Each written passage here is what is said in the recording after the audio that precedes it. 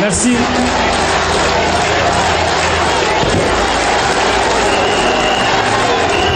Merci.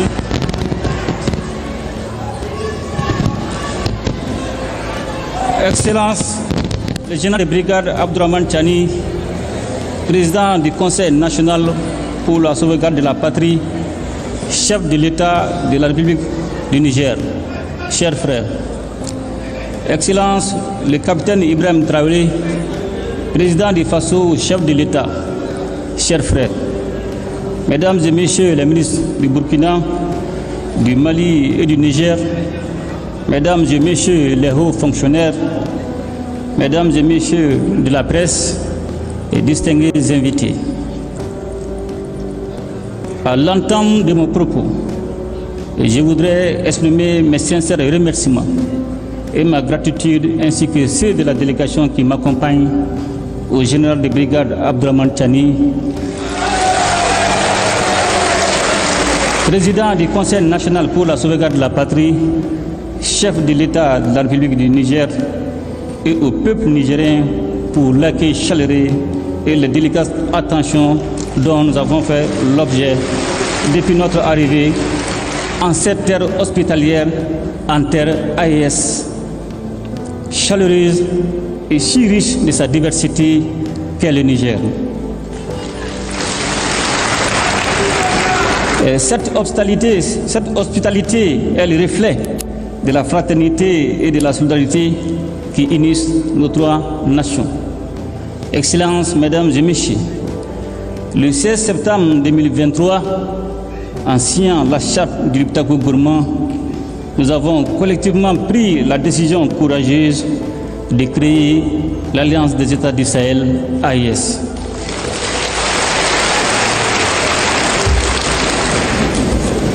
Dès les premiers jours qui ont suivi cet événement historique, les résultats ont été visibles sur le terrain.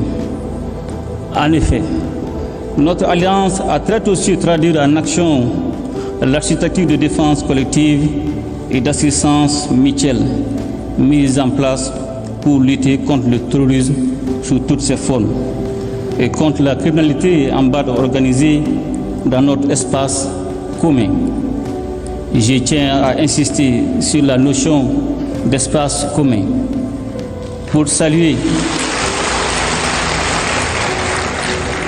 la clairvoyance de mes frères, les présidents Tiani et Traoré, qui avaient pris les mesures nécessaires pour autoriser les droits de poursuite sur leurs territoires respectifs afin de traquer efficacement les groupes armés terroristes sans contrainte liée aux frontières nationales.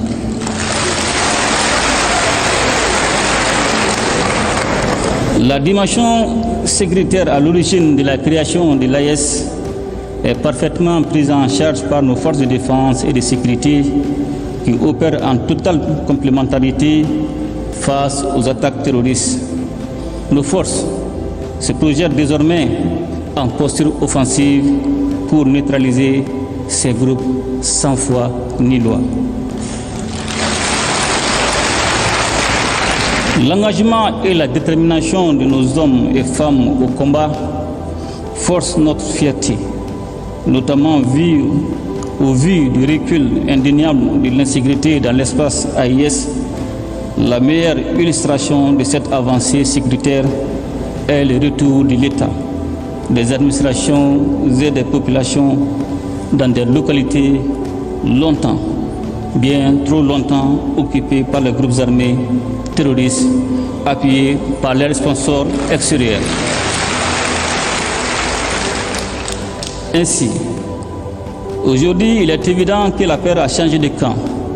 Pour preuve, nous assistons régulièrement à des actes de reddition d'éléments terroristes qui déposent les armes devant nos armées nationales.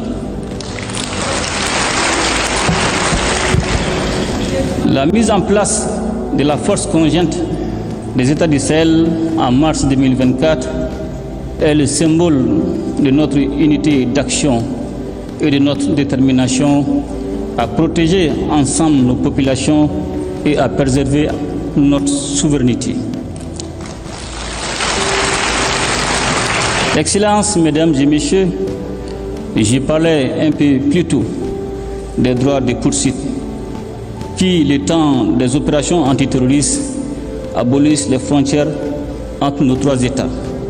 Et je voudrais profiter de cette occasion pour aborder l'un des autres aspects essentiels de notre alliance commune, celui de la libre circulation des personnes et des biens. Trop souvent, les populations de nos États respectifs ont entendu prôner le principe de cette libre circulation sans qu'il ne soit une réalité vécue. Tant les tracasseries administratives et routières ont dévoyé cette ambition.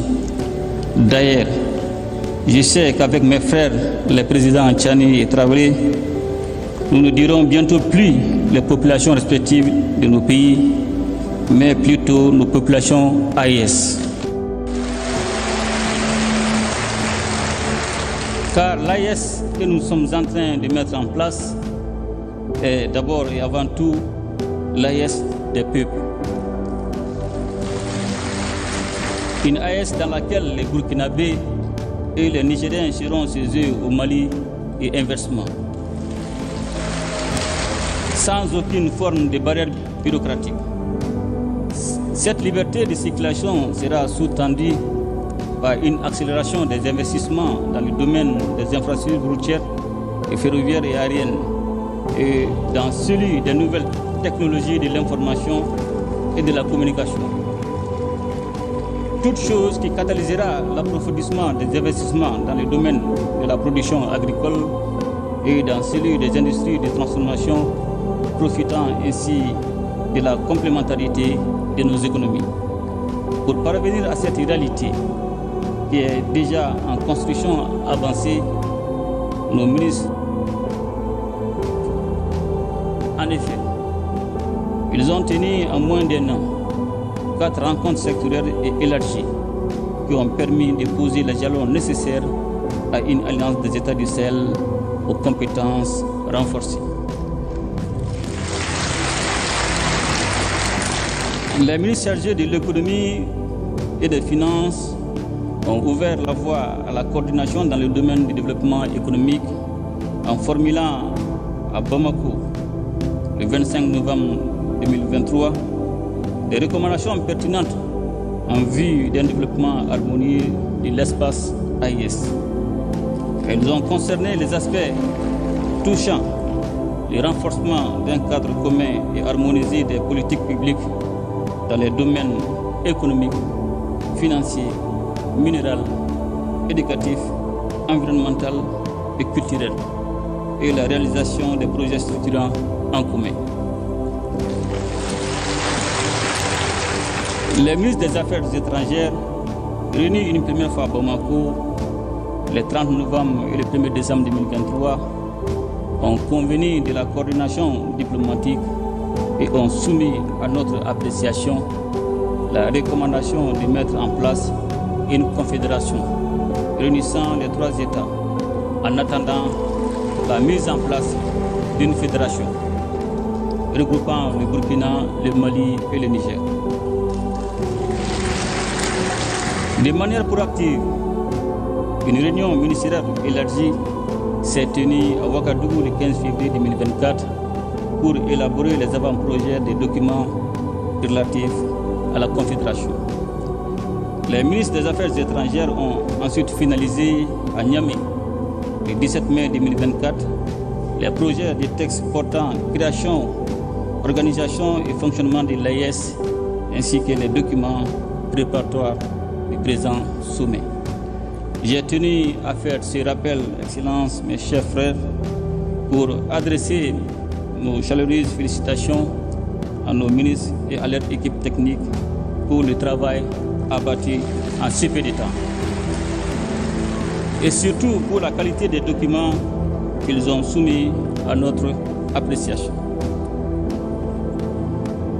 J'ai particulièrement jugé utile de saluer, à travers les projets de textes élaborés, le maintien des valeurs chères à nos cœurs, à savoir les valeurs de fraternité, de solidarité, de complémentarité, mais aussi et surtout l'importance de placer et de garder les populations au centre de l'action de la Confédération. Je me réjouis par ailleurs de l'esprit constructif qui a prévalu durant les différents travaux.